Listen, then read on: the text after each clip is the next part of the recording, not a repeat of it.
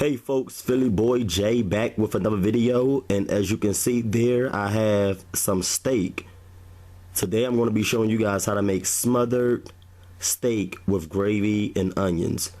Now I've done a video before on how to make smothered steak and gravy, but since I was making it today, I said I might as well do a video showing them how to make steak, gravy, and onions. This is a different way to make it, alright? It's kind of similar to the last video, but the recipe is slightly different. Here we have some clean pieces of steak. What you're going to need are some beef flavor bouillon cubes. I'm going to just call that W sauce because I don't know how to pronounce that. You're going to need some beef broth. Gravy master is optional. That's only if you want to darken your gravy. And you're going to need a large size onion. Okay. The seasonings that you're going to need are garlic powder, seasoning salt, onion powder, and pepper. Thyme is optional. I like that in my steak. You do not have to put that in yours. Some people don't like the taste of thyme. Okay. And you're going to need some flour. That's going to be your thickening agent. That's what's going to thicken your gravy. So what we're going to do now is we're going to season our steak. By the way, if you don't have seasoning salt, you can just use regular salt. Okay. We're not going to over season the steak because we're going to be using 2 bouillon cubes. There you have some garlic powder. And we're going to be using some onion powder. Onion powder gives steak a really good flavor. That's why most people put it on their steak. Okay. We're going to be using some black pepper and again some thyme. For those of you who need measurements, I don't know. It really depends on how much steak you're making. But I would say a tablespoon of seasoning salt or salt and about a teaspoon of all of the other seasonings. Okay. Taste is the most important thing, and that's what seasoned salt and salt gives you. That's why you use more of that than anything else. Okay. So I'm going to massage the seasonings in. Make sure the seasonings are saturated into my steak. And what I'm going to do is I'm going to marinate this for a little while. I'm going to do something else first, but we're going to be marinating this overnight. I would suggest that you make provisions to make your steak ahead of time. So if you're preparing to have steak, then you should probably make it the day before. If you cannot allow it to marinate overnight, you want it to marinate for at least 5 to 8 hours. That should be sufficient enough. Okay. That should get the job done. So I'm going to put my steak in this dish here, and I'm going to add about a tablespoon or 2 of the W sauce, Worcestershire sauce. We just gonna call it the W sauce. All right. It's too complicated to pronounce. Okay. And you're going to allow that to sit. Okay. Going to massage that in. And that's going to give your steak a lot of flavor. I love to use W sauce on most of my steak and beef recipes. Okay. So let that sit for 5 to 8 hours. And what you're going to do now is you're going to chop up your large size onion into small pieces like that right there. Okay. And what we're going to do now is we're going to create our slurry. Okay, so to this cup, we're only going to be using 1 cup of beef broth.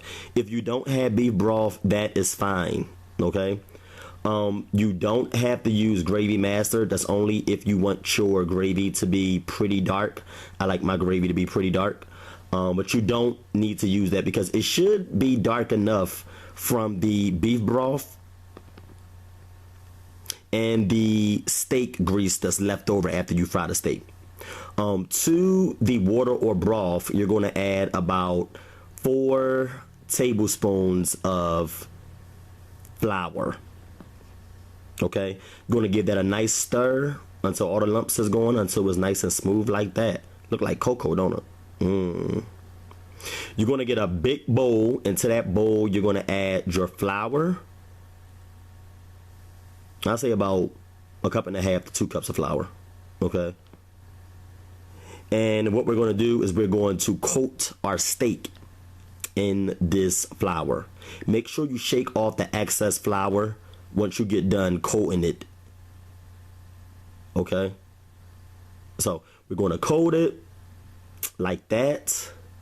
Make sure it's well coated. And then we're just going to simply sit the coated steak aside. Okay, and it should look like that. What we're going to do now is we're going to get our frying pan. Make sure you're using a non-stick pan. This pan that I have here is not really an expensive one. It's one that I just picked up from Walmart when I was moving into my new place. So I have to get some new pans and new cooking items.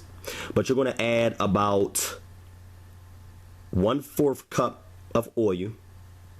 You're going to place the pan over high heat, okay?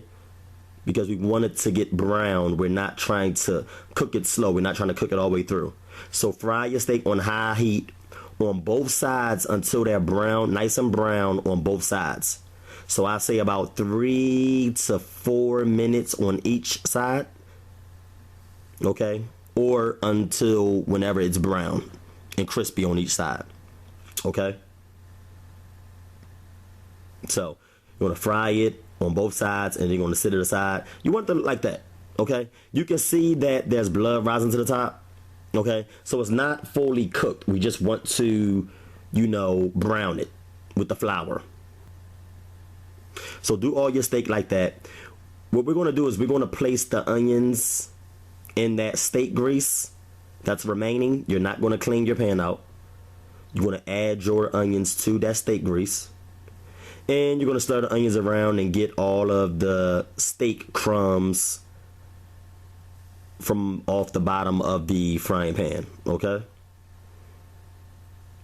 And this is why you really don't need Gravy Master to darken your gravy, because just with flour and water alone, it should get pretty dark, you know. But the beef broth just adds a little more steak flavor or beef flavor, and the Gravy Master darkens the gravy, because sometimes, believe it or not, your gravy still come out rather light, okay? They don't have that rich dark look. We're going to now add our 2 steak bouillon cubes or beef bouillon cubes.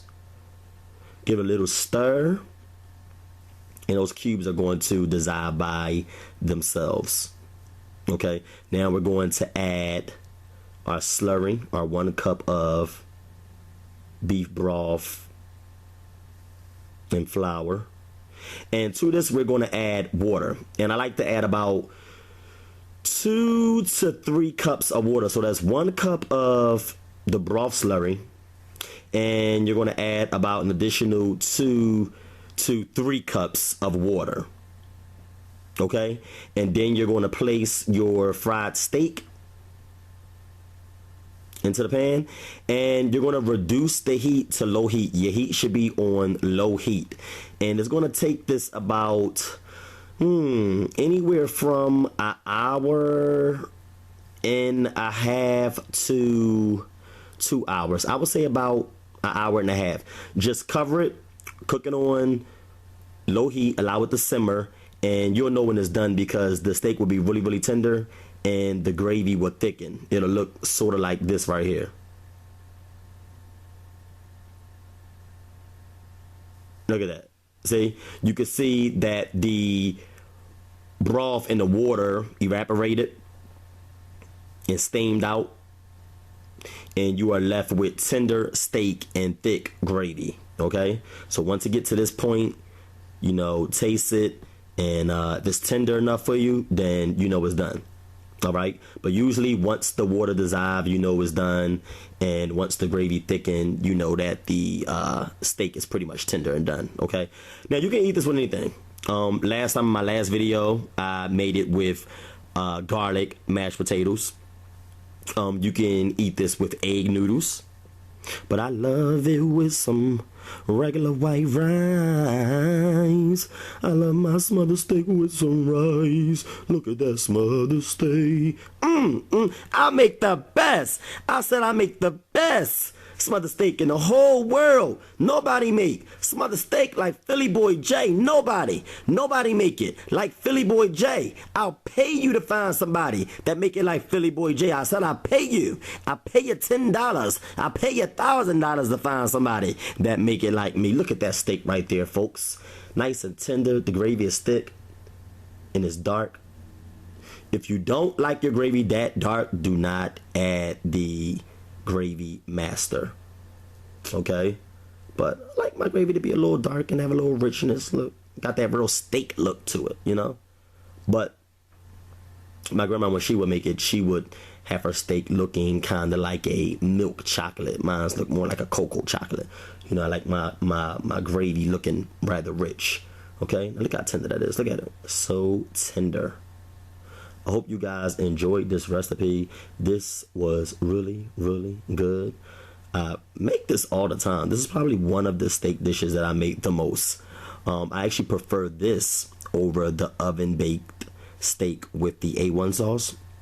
You know, sometimes I just have a taste for that A1 sauce, but most times when I make steak, I pan fry it, cook it on the top of the stove, and I make it like this. I hope you guys enjoyed this recipe. Smothered steak from Philly Boy J.